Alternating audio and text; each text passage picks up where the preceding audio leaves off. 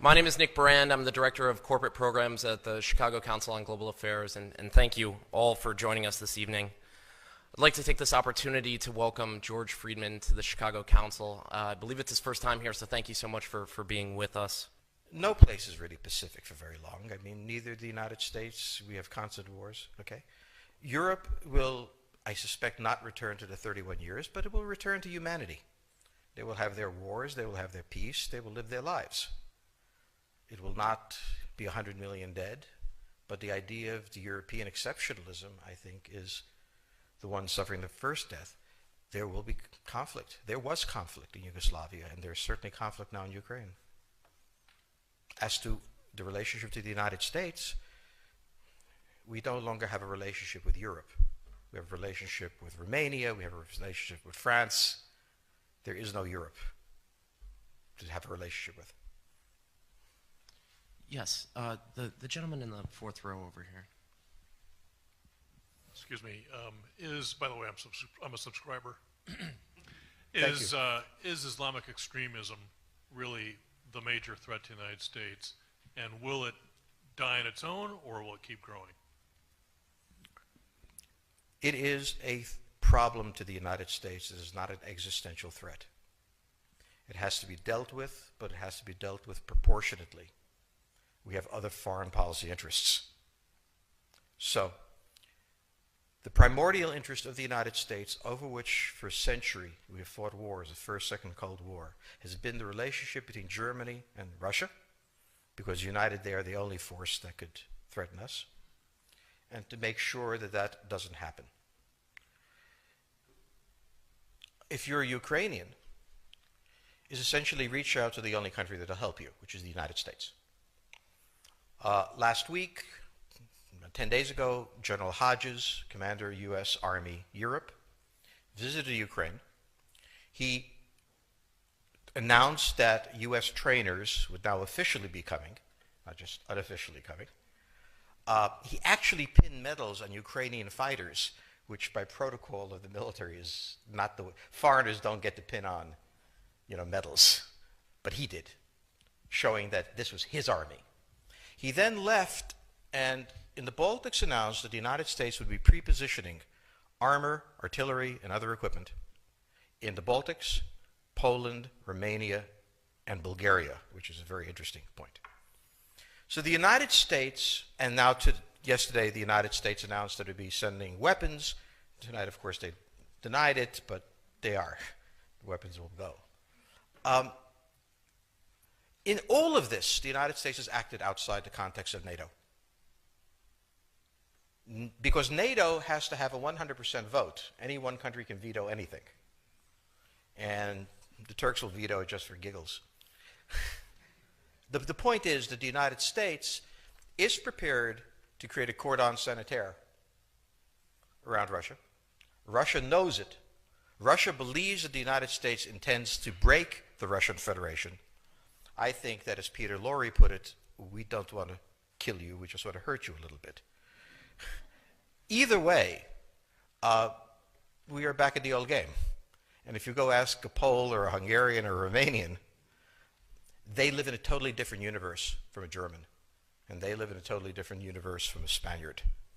So there is no commonality in Europe. But if I were a Ukrainian, I would do exactly what they're doing.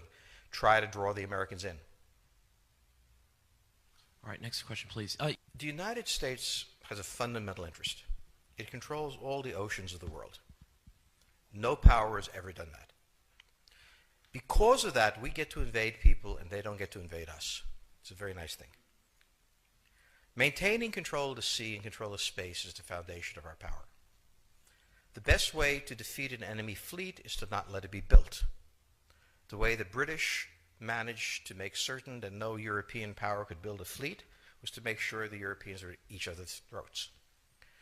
The policy that I would recommend is the one that Ronald Reagan adopted toward Iran and Iraq. He funded both sides so they would fight each other and not fight us. This was cynical. It was certainly not moral. It worked. And this is the point. The United States cannot occupy Eurasia. The moment the first boot sets the ground, the demographic differential is we are totally outnumbered. We can defeat an army. We cannot occupy Iraq. The idea that 130,000 men would occupy a country of 25 million, well, the ratio in New York of cops to citizens was greater than we had deployed in Iraq. So we don't have the ability to go across, but we do have the ability to, first, support various contending powers so they concentrate in themselves with political support, some economic support, military support, advisors, and in extremis, do what we did in Japan, in Vietnam, in Iraq, and in Afghanistan, spoiling attacks. The spoiling attack is not intended to defeat the enemy. It's intended to throw him off balance. What we did in each of these wars, in Afghanistan, for example, is we threw Al-Qaeda off balance. The problem we have, since we're young and stupid, is that having thrown them off balance, instead of saying, okay, job well done, let's go home, we said, well, that was easy. Why don't we build a democracy here? This was the moment of dementia that came in. The answer, therefore, is the United States cannot constantly be intervening throughout Eurasia. It must be selectively intervening and very rarely. That is the extreme moment. We cannot, as the first step, send American troops. And when we send American troops, we have to clearly understand what the mission is, limit it to that, and not develop all sorts of psychotic fantasies. So hopefully we've learned that this time. It takes a while for kids to learn lessons. But I think you're absolutely right. We cannot, as an empire, do that. Britain didn't occupy India. It took various Indian states and turned them against each other and provided some British officers for an Indian army. The Romans did not send vast armies out there. It placed kings like, various kings it created under the emperor, and those kings were responsible for maintaining the peace. Pontius Pilate was an example. So empires that are directly governed by the empire, like the Nazi Empire, fail. No one has that much power. You have to have a level of cleverness. However, our problem is not yet that. It is actually admitting that we have an empire. So we haven't even gotten to that point where we don't think we can kind of go home and it'll be over and done. And so we're not even ready for chapter 3 of the book. Next question, please. Yes, the gentleman right here in the fourth row.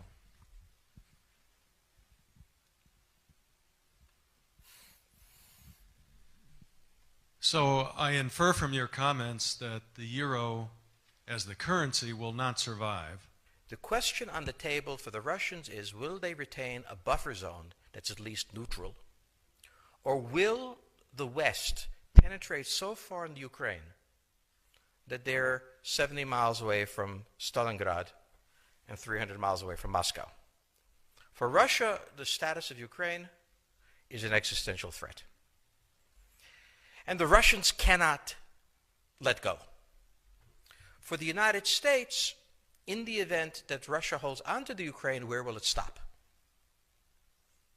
Therefore, it's not an accident that General Hodges, who's been appointed to be blamed for all of this, is talking about prepositioning troops in Romania, Bulgaria, Poland, and the Baltics. This is the intermarium, from the Black Sea to the Baltic, that Pilsudski dreamt of. This is the solution for the United States.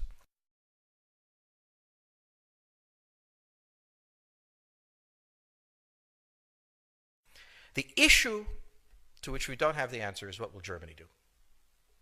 So the real wild card in Europe is that as the United States builds this cordon sanitaire, not in Ukraine, but to the west, and the Russians try to figure out how to leverage the Ukrainians out, we don't know the German position. Germany is in a very peculiar position. Its former Chancellor Gerhard Schroeder is on the board of Gazprom. They have a very complex relationship to the Russians. The Germans themselves don't know what to do. They must export. The Russians can't take up the export. On the other hand, if they lose the free trade zone, they need to build something different. For the United States, the primordial fear is Russian capital, Russian technology, German technology and German capital, Russian natural resources, Russian manpower, as the only combination that has for centuries scared the hell out of the United States. So how does this play out? Well, the U.S. has already put its cards on the table. It is the line from the Baltics to the Black Sea.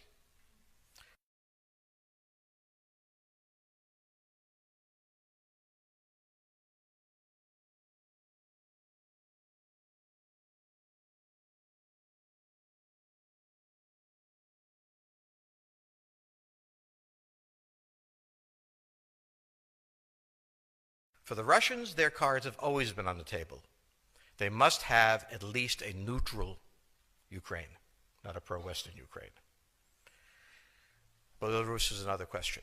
Now, whoever can tell me what the Germans are going to do is going to tell me about the next 20 years of history. But unfortunately, the Germans haven't made up their mind. And this is the problem of Germany always. Enormously economically powerful, geopolitically very fragile, and never quite knowing how to reconcile the two. Ever since 1871, this has been the German question, the question of Europe. Think about the German question, because now it's coming up again. That's the next question that we have to address. And we don't know how to address it. We don't know what they're going to do. And unfortunately, that's all we have time for this evening.